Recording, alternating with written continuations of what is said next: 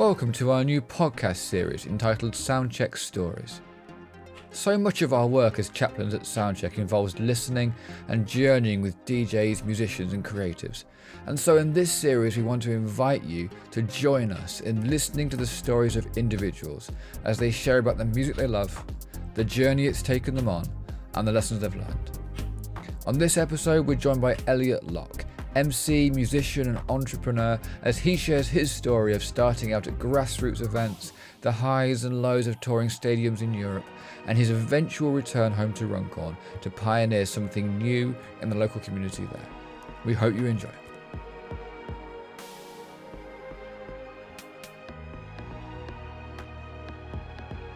Okay, Elliot, thank you so much for joining us today on Soundcheck Stories. You are the first guest we've had on this new podcast series. It's so good to have you on here. Thank you so much, man, for coming on. So without any further ado, can you explain how did you get into music? What were the steps at the start? So so I was a bit of a tearaway when I was younger. Okay. Bit of a rascal. So I was constantly sort of just doing my own thing and didn't really respect authority, like I think is the case for it's just teenage years, right? Sure. And so yeah, just sort of was happier on my own out on the streets and doing my own thing really. And so ended up picking up a guitar probably I can't remember, I must have been 16, 17, so a lot later than most kids that get quite into late, into instruments. But just took to it straight away, and so that just became my life. So I took my guitar with me everywhere. So if I was visiting friends, I'd open guitar on my back. If I was out, started busking pretty early on. I think first thing I learned was Oasis Wonderwall, which is a typical acoustic type track. Everyone's been there at some point. Every guitarist. Yeah, so it was all the classic acoustic ones like REM and all those sort of 90s kind of acoustic artists and stuff. So I learned those, just went out busking on the streets and realised that I could make money pretty easy, really. Right. Especially being young, when you see buskers that are kids, you're like, oh, So I was probably terrible. That's probably just people taking pity on me. But yeah, so did that everywhere I went. And then I just was going out busking every day because I just I was hungry, wanted to practice, and if I get paid for it at the same time, why not? So so yeah, then I decided to hit the road. And was living out of a tent with my guitar, just traveling all around the country busking. I think I was probably like 19 maybe when I hit the road. Okay. Yeah, 19. Yeah, it must have been about 19. Wow. So yeah, traveling all over the country, working at festivals by that point. So I'd gone to a few festivals and said, look, if you got work on the stall, I'd happily take it. So it was a bit of work while I was busking and, sort of writing songs at the same time, because it was all, I wanted to write music. I didn't want to just play it. So so yeah, so that was sort of the sort of move into it. Wow. So really you kind of cut your teeth just working at the festivals, playing Wonderwall on the streets, very much a busking route into music. But then so how did you transition from being like an artist on the road and wanting to create music into kind of into being an MC? How did that sort of journey take place? So, what happened there? Yeah, so I mean, I was brought up on reggae. My mum had all the reggae vinyls that she had collected through sort of 60s and 70s. Every birthday and Christmas she'd get reggae vinyl. So there was a massive collection, all the classics, like Eka Mouse and Gregory Isaacs, and predominantly sort of like Lovers Rock and all that sort of stuff. Right, sure. And so I was exposed to all that kind of stuff, and that's what I liked. But growing up in sort of Kent, there weren't much reggae everywhere else. Sure. You're only really outside of my home. I was exposed to everything else but that. So it seemed to take a different direction at that stage. And it was only when I started exploring other options. For some reason, it never occurred to me to get into reggae. But it was always the sort of foundation, the bread and butter of what I was into. It took me years to realise that. And so yeah, I started up a reggae band. I was in a few by the time I landed in Brighton, and one particular one that we did pretty well with. So we did like all the One Love Festival and all that sort of stuff in the reggae stuff. with bands. But then I did digital music at college. It was called Access to Music in Brighton. It's not there anymore, but they still do it a few other places. But it was just the best place to be exposed to music options, because they did everything, literally everything. I can't praise that place high enough. But being exposed to digital music finally showed me all the options that were available to me. And although guitar was sort of what sort of got me into it, it was songwriting that I wanted to do. I wanted to make music and write songs, and so digital music it opens up that avenue so much quicker, so much easier. The finish of it is so much cleaner, so much easier, so much quicker. The learning, just everything is available to you with digital music that it isn't the same if you're just a musician. Sure. And so certainly the musical aspect of it is incredibly helpful when it comes to composition. But yeah, so being opened up to digital music and with reggae, it's a massive genre. A lot of most people sort of think, well, Bob Marley or maybe Sizzler if they're pushing the boat a little bit, but it's a massive genre. Particularly, I was really inspired by like the 70s P&P rallies and all this, where you had like the political movements with the reggae sound systems that were supporting them and stuff, and all the stuff, all the reggae toasting, they called it toasting. So it wasn't like a rapper or an MC. You were toasting, which was basically chatting over a few beats and stuff to get like a political message across or whatever. But I loved that sound. I was really taken by it, and so that was predominantly what that combined with the kind of lovers rock was really what sort of finally honed the direction that I was going to go in.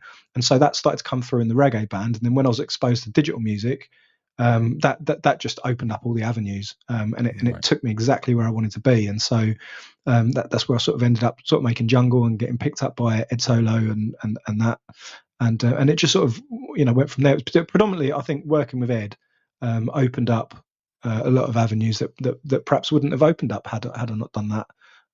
But then I did, saying that actually, I did go on there was a loop station thing, so I got into like all these Boss loop stations and all this sort of stuff. So I did that for a little while, and ended up getting on these competitions for like around the UK, and it was like world championships for loop station. I did quite well in it, and so that opened up a number of avenues. I started getting sponsorship with Boss and stuff like that, where they were paying me to talk at universities and show their products and stuff, and it opened up my sort of influencer social media YouTube channel on that side of things. That got more exposure. And I think there was a pop group that I worked with called Max who saw some of those things, and so someone recommended me through the loop station stuff, and so that opened up that avenue. So yeah, it was I think every stage of the way, I would say it's probably just exploration of seeing what's available and trying to find where my place fit in all of that. Because it didn't seem obvious to me growing up, and so I really had to test the water in a lot of ways. But it opened up avenues at the same time. That's really interesting. So that's helpful. So kind of your time in Brighton was that sort of was very useful for the connections that you needed to get, and also the kind of the like you say, the honing down of that direction which you were going in. Because I was wondering sort of how that transitioned from sort of from reggae and underground jungle drum and bass into stadium tours in Europe. I wonder how that kind of how that happened, but the key in that was the looping and the Boss links with those kind of things. That sort of yeah. I mean, they were the gigs that I was doing at the time. I'm not sure if it was specifically that, because they were specifically after someone that did sort of reggae chat sort of stuff. So it was the sound that I was going for with my vocals that was already what they were looking for. So I think a lot of it is just being out there and being available, and yeah, just being busy, I suppose, and then just being the right person at the right time. I think there's I can think of a number of people that were doing a similar sort of thing, that could have got the gig just as easy as I got it. So I don't feel that I'm necessarily massively special in that area. I'm just very fortunate that I got those opportunities, I think. Wow, man. And so you went kind of like from busking on the streets all the way through to being full time on tour, right, across Europe. How long were you on tour for, and what did that look like for you? How was that as an experience? Yeah, it was great. It came a really good time because I was going for a difficult patch, and so right in the midst of that time, I got the call just to say hi. I'm the agent for this pop group, and we want you to come and work with us. And yeah, so everything changed. Within 3 days, I was transported up to Manchester. I was given a personal assistant for, what was it called, personal stylist, all of a sudden, which their job was basically just to take me around the shops and say, look, whatever you want, buy it. so I think we spent like 500 quid that day just on like clothes and stuff, just to put the outfit together for the tour. So it was just all in from straight away, really. And then we were just booked all over the place pretty soon. So I think it was probably about 4 or 5 months of them rehearsals and things, getting ready for the shows. Because obviously, the tracks were already there, so I just had to learn the parts and then link up for rehearsals. So we had like choreographers and stuff like that that would meet with us in the rehearsal studios. So predominantly the rehearsals were for the choreography, because the vocal aspect of it, obviously, you just sort of practice at home. Sure. So it was going into the dance studios and just doing the choreography with the dancers and while singing the tracks and working on it. So yeah, just sort of drilling it really for a few months. Then I think what was the first one was I want to say Estonia, but I'm not sure. But anyway, yeah, so it was all over Europe, literally everywhere. So like Poland, Czech Republic, Germany, Finland, Estonia, over to Peru, did a tour over there. Yeah, just all over the place. Wow. And what would the I mean, I think a lot of us watching this would understand a little bit about some of the pressures and the challenges of being on tour. But what was your experience? What I'm sure, what were some of the pros? What were some of the things which you enjoyed most? But also, what were some of the difficulties that you faced whilst you were on tour? Yeah, I mean, the first thing that struck me, I was really excited. I was going to get paid so much money to do what I loved, for a really sort of prestigious, well-known group and all that sort of stuff. A group I used to listen to when I was sure. In the 90s. And so that was really exciting. So predominantly it was just overwhelmed by excitement, particularly for the first show. And then what struck me is how quickly you get used to having money and everything for you. I mean, we were chauffeur driven everywhere. We had the best hotels.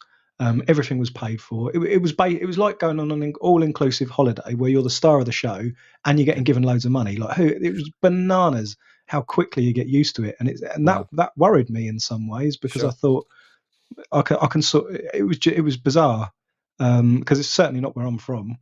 And so so I remember. So we'd do like a tour of like a few gigs, fly out somewhere, then come back to the UK, and then the dust sort of settles, and they're the moments where you realise how quickly it's there and how quickly it's gone, how quickly you get used to it, and then how quickly you got to come back down to earth. And it's that bouncing between the two that starts to take its toll a little bit. So I think what I think the most difficult thing I found was, and what people don't seem to talk about, is when you're on tour, it's incredibly lonely. Right. Because unless you're with a group of people that you're, really close with, and you can be vulnerable with, and all that sort of stuff, then you're very much alone. And so it's difficult because you're in all these beautiful places, traveling all over the world, and you've got no one to share it with, and you're completely, and so there's, in some ways, being in these beautiful places, I'd go out quite a lot and explore the towns and cities and soak up some of the culture, try different foods. Just there's plenty to do, so you don't get bored. But I think just being on your own, eventually it's just like I kind of wish I was with like a best friend or something, So that was the hardest part, I would say. And you can totally see why people get into the party lifestyle and the drugs and the alcohol and all that sort of stuff and get sucked into whatever it is, to sort of fill that time. The nicest aspect, the bit I loved the most, I think, was hanging out with all the stars, backstage, and making sort of friendships there, and some of those guys. I mean, so Christoph, for example, Ian Van Dahl, who did the Castles in the Skies, sort of the predominantly known one. I mean, he was probably one of the people I was closest with over that time, and I still sort of stay in touch with him on the odd occasion now. Super friendly dude, awesome guy. And so stayed in touch with him quite a bit. Hula from the Out Here Brothers, awesome dude. Yeah, big shout out Hula. Yeah, good guy. So I think that was my favourite part, was just making some really cool friendships. Right. With people that I don't know. It's bizarre because you sort of imagine that you're going to be starstruck, and then you meet them, and they're just like normal people like you are. Yeah. Yeah. And so it's really cool. It's really cool in that sense. And you realise, I think one thing that I sort of took away from it, I think, is because you've broken down the barrier of being starstruck, it makes relating to people so much easier, because you feel less insecure. Because I've always been sort of quite self-conscious a lot of the time, I think. And so that aspect, that was quite nice. Was to not feel quite so self-conscious. Yeah.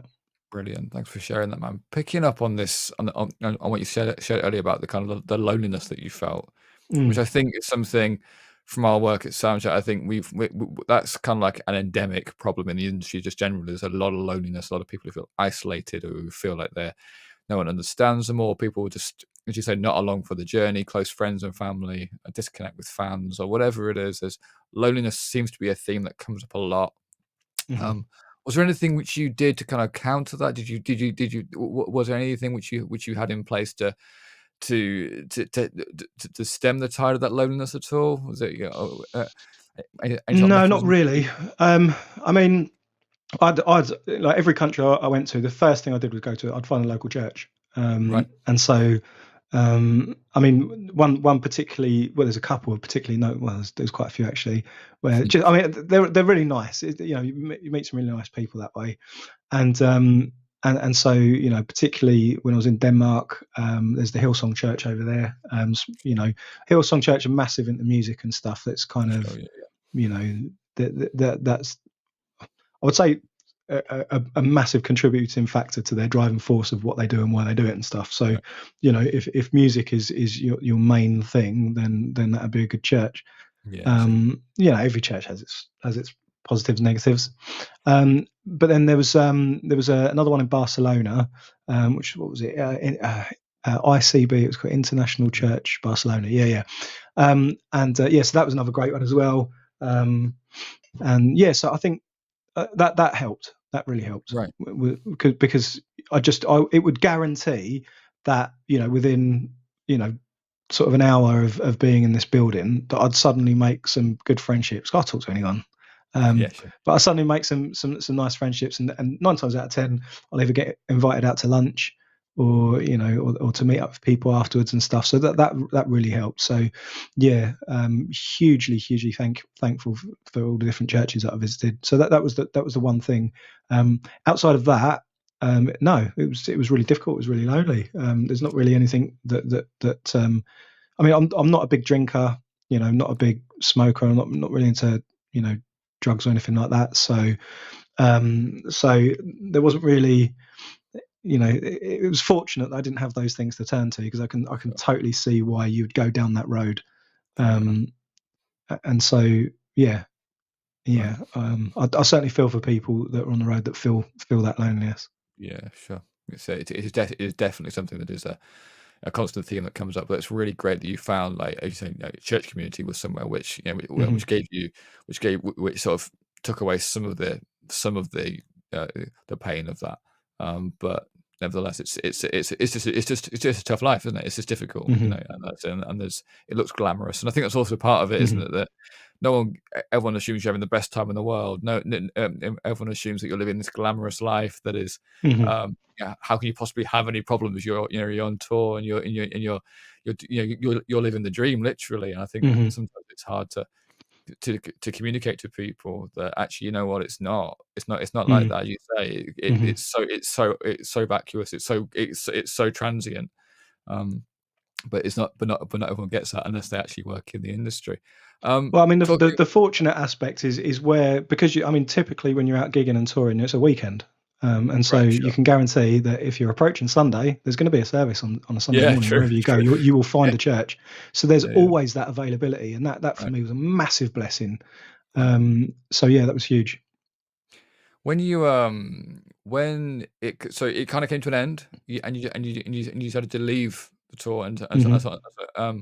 so what what what was the mechanism behind that? Was it a decision which you made to spend more time with family? Was it what was the motivation for coming off tour and Hmm. coming and coming back to the UK?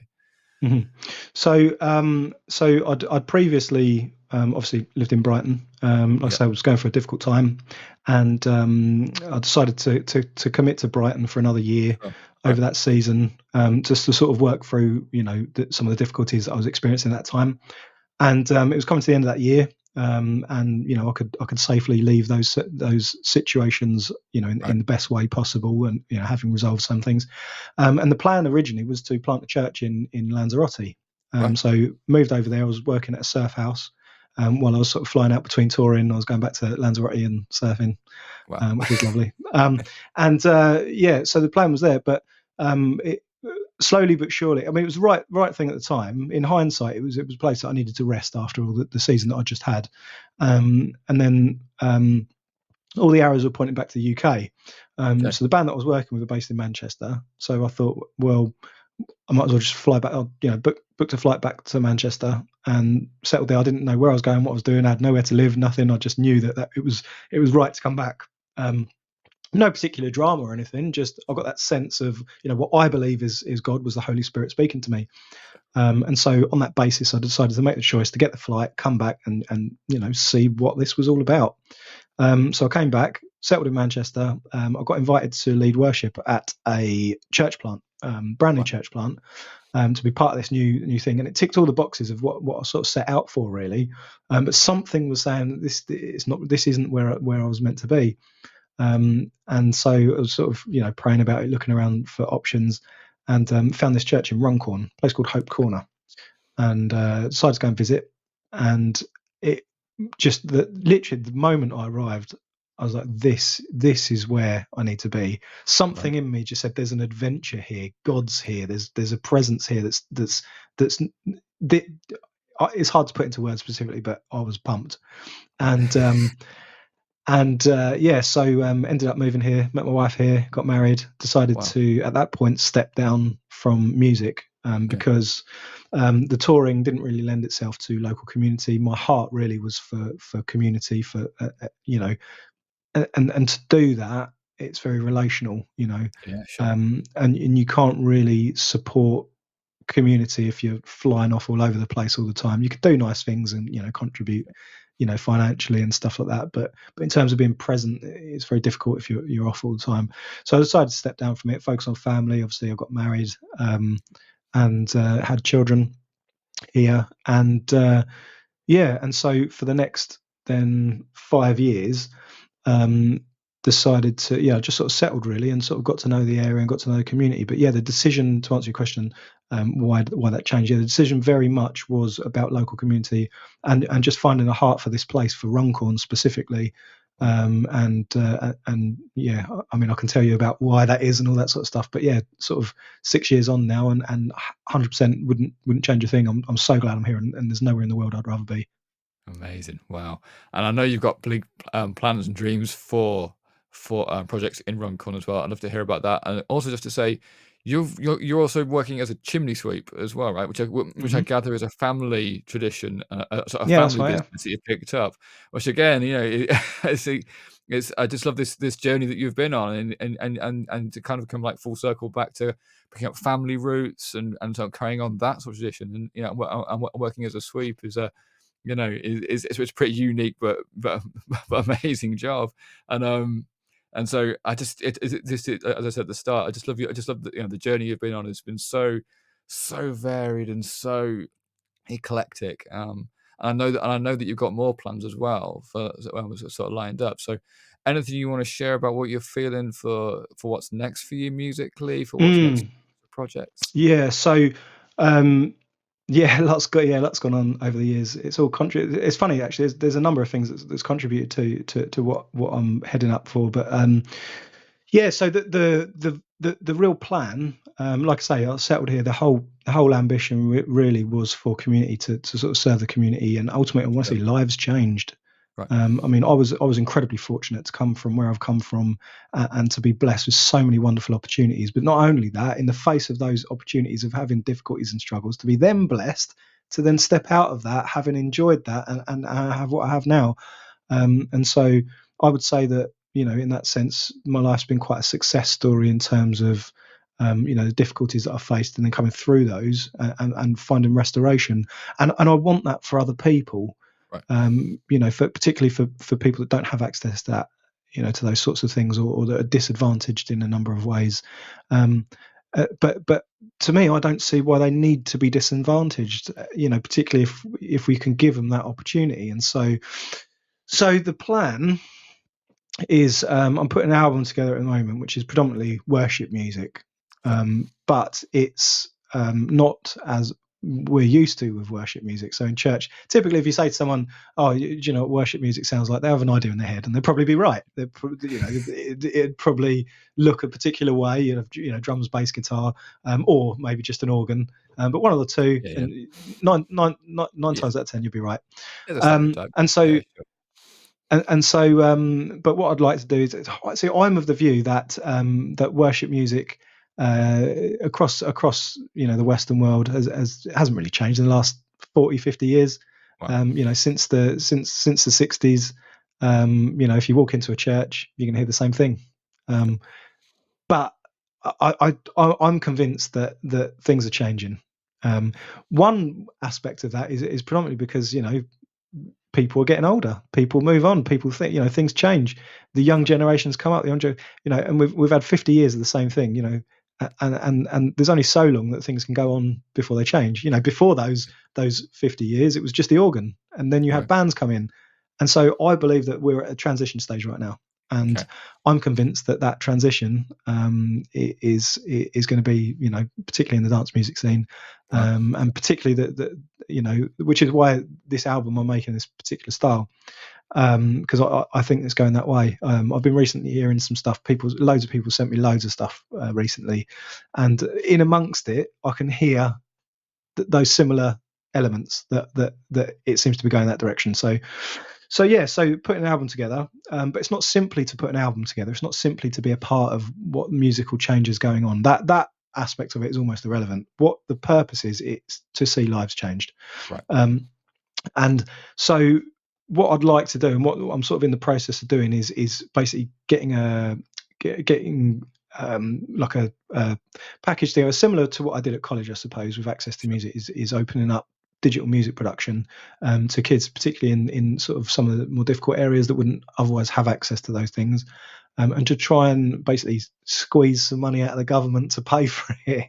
Nice. Which I think there's money there. There's no reason why we couldn't ruffle some feathers to get some attention to Runcorn people. And so to basically almost like a mentorship type thing. So to engage with the young kids that are kicking about. Basically on the doorstep here, we've got Creamfields, right? So it's one of the biggest UK dance music festivals. And locally, there's a couple of under 16s, under 18s raves that have been running for some time. So you tend to get kids between sort of 12, 13, 14 getting open up to dance music, right? Sure. And then they're jumping the fence at Creamfields, and then what tends to happen is, you also then get exposed to alcohol and drugs and things like this. So you get a lot of people that then get sucked into that side of things and not really sure how to come back from that. And there's not really much to show them how to come back from that. I mean, I know from my own experience when I was younger, what that can look like. And so the plan really is to go, hey, look, here's an option for you. It may not be for you, but it might be. And I think that if you're already interested in music and you're interested in that culture, then why not make your own? It's really not that hard. Here, let me show you how to do it. And so that's the initial introduction. But ultimately, again, the music isn't the point. The point is the relational aspect. So what the plan is and what we're doing here is trying to engage with these kids and say, look, I've been where you are, and it doesn't always go very well. The fruit that comes out of it isn't always the best fruit. But here's something that's served me pretty well. Here's what it's done for me. I'd love to help it do it for you if that's something you're interested in. Look, let's meet up a bit more often. Let's get it, And so it's the relational aspect of it, really. Because I think, if you imagine when you're sort of 14, 15 years old at school, and there's a kid there that's learned how to make his own music. He's got his beats out there. He's releasing music. He's got it released on a label. He's playing music at events. What's cooler than that? Teenage years at school, and so if you can get 2 or 3 of them kids to come up through a mentorship program to then be pioneers and leaders of their own peer group, coming away from drugs as well. You can not only see lives change, you can see communities change. You can see, that's huge. But not only is it simply changing lives through music, but then you've got an event where these kids are performing their own music, inviting their friends to it. They've got messages in it that are more positive, that are taking them out of what they're looking at, right? So then you've got you've got the potential for a movement. You've got this is where things start to look very different for generations potentially. Now, what's different from our generation now to back in the 60s when you had the organs and all those sorts of things in church, and then you had the bands, and then in California you got the Jesus Revolution, right? You've got the guy that turned up and said, hey, look, the church is largely closed to this community. You need to open these doors because this is the new generation. Church isn't just for you. Church is this is their church as well as it is yours, regardless of whether you like it or not. It's happening.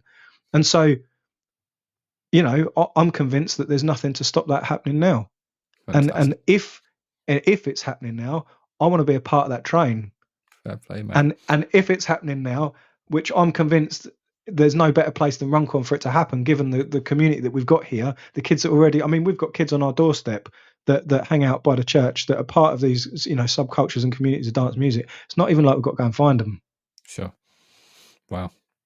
That's fantastic. Thank you so much for sharing that. Like I said, I love your vision, love your heart for it, your passion for it. And I love how you're taking all of the aspects of your journey, like right from grassroots level, from playing Wonderwall, busking and touring, all that kind of that hunger you have for the industry, taking that all the way through and like coming back to this heart for seeing communities change, seeing lives change, and for reaching out and bringing transformation for young people and for the church community as well. Mate, so inspiring. Thank you so much for sharing that. It's amazing to hear your story. I have a set question for you that I ask everybody who comes on, but just to kind of finish up, is there a track or a piece of music that you can think of that changed your life? Mm-hmm. So I was thinking about this because I read that question, and it struck me. And I thought, do you know, when I think of life changing, that's quite a statement. It is, yeah. So it's really difficult, but to sort of put it strictly musically, I think when I was opened up to Portishead, that was huge for me, because I think what really struck me, it was completely different to anything I'd ever heard at that time, and there is a series of moments in life where there's this band that opens you up and then that band that opens you up. But I think Portishead stuck out to me because there's so many elements of different things that you just wouldn't typically put together, but it just fuses so beautifully. You've got the classic sort of old big band type sound of certain aspects of it with scratching, and trip hop stuff going on, and then it's just it was amazing, and I think that the reason that was, to use your term, life changing was it sort of spoke to me, and it sort of said there's no limits. There really are no limits. Just do it well. Fantastic, mate. And I think that that ethos which you've taken of pretty limitless dreaming, limitless planning, limitless opportunities is something which you've carried all the way through your journey, and I still carry in now. So, mate, Thank you so much for sharing today. Really appreciate you coming on. Thank you for sharing your heart. It's been an absolute pleasure chatting to you today, mate.